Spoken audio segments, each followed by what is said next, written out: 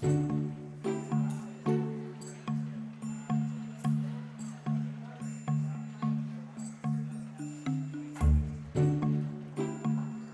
want to give him all the experiences we can, find the things that he likes the most so he has something, because he's a 6-year-old kid that's a kindergartner and he hangs out with his kids in class and he doesn't view himself differently right now.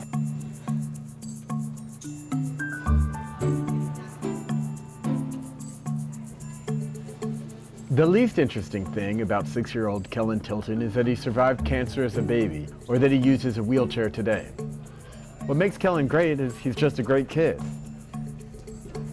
What's interesting to me is his relationship with his dad, Dan, and how his dad has structured his life to support his sons. So I met up with the Tiltons, who are in town from their home in Maine, at a rock gym in Queens, for a day of adaptive climbing and to learn more about Dan and Kellan.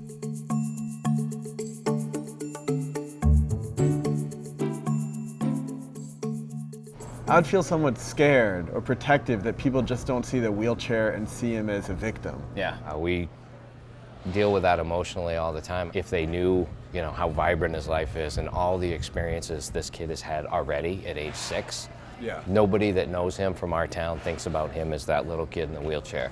They think about him, as that kid that's extremely intelligent, vibrant, and just a happy kid. He has the best personality for the condition that he's been put in.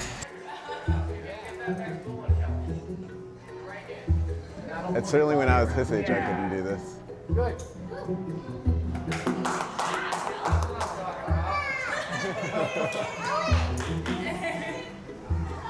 So how many siblings do you have?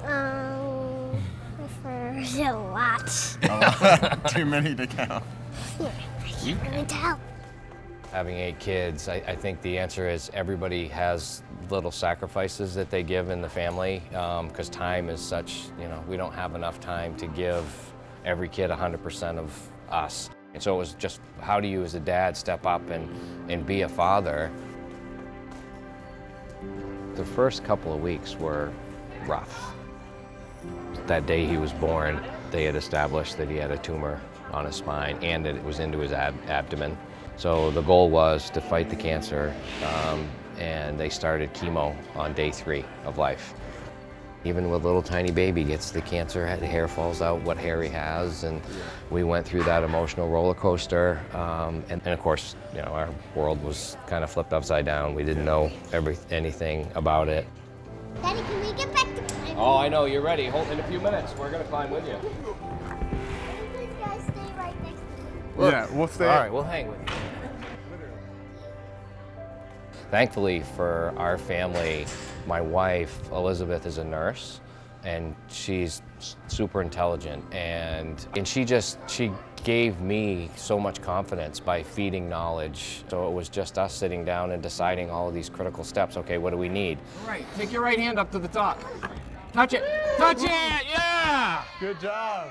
Oh, woo! Here comes Mom, here comes Mom. I'm gonna touch the top. All Dad was doing was just twisting my butt. And I touched the top.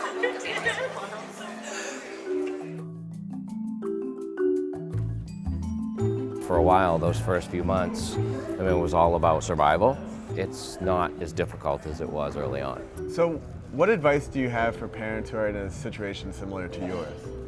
I think it's all about knowledge and finding the opportunities for your kids. And I think that applies whether you're a paraplegic like Kellan. It doesn't matter. It's all about finding that opportunity for your kid, and no matter what it takes, you get them there. So if that means driving an hour and a half every other Saturday or every Saturday to ski, you give them those opportunities and let them find their thing. So he's 6 now. Yeah.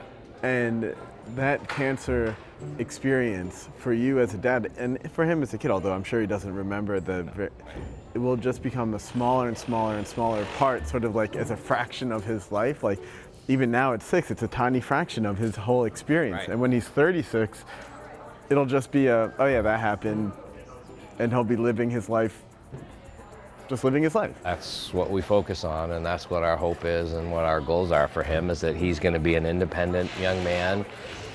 He'll, someday find his own way in the world. We hope that's just a tiny portion of his story.